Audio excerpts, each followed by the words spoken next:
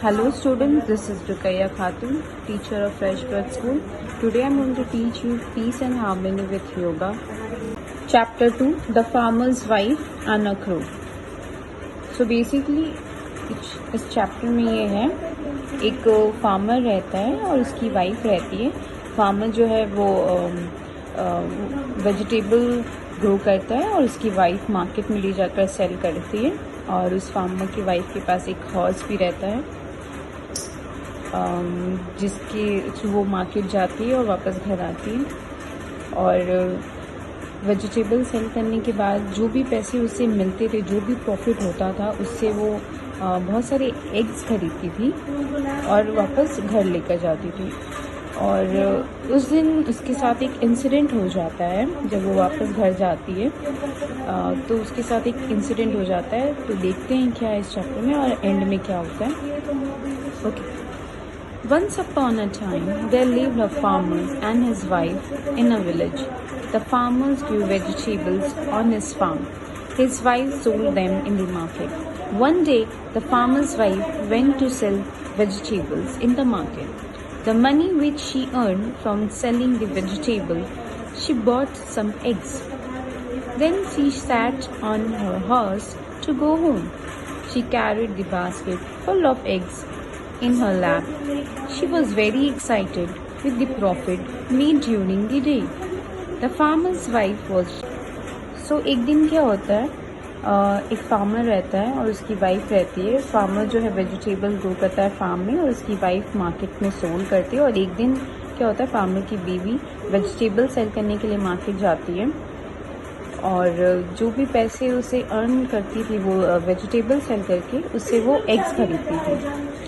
फिर क्या होता है, वो अपने हॉर्स पे बैठती है और घर की तरफ रवाना हो जाती है. और उसके पास एक बास्केट रहता है जिसमें एग्स रहते हैं बहुत सारे, और वो लेकर बहुत एक्साइटेड रहती है और वो घर की तरफ चली जाती है.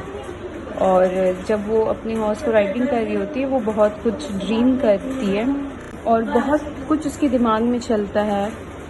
और अचानक से क्या होता है, उसके जितने एग्स हैं वो बास्केट के साथ वो गिर जाते हैं और वो सारे एग्स टूट जाते हैं.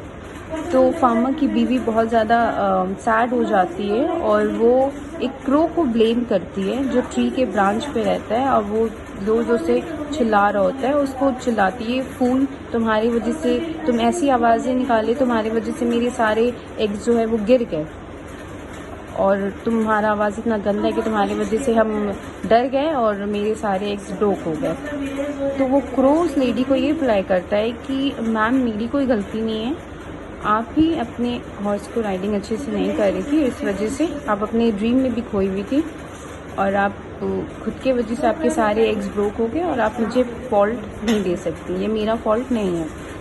तो ये सुनकर फार्मर की वाइफ जो है वो बहुत ज़्यादा शर्म में गिर जाती है अपने बिहेवियर की वजह से कि वो इतनी गंदी बिहेवियर से उस क्रो को बोली.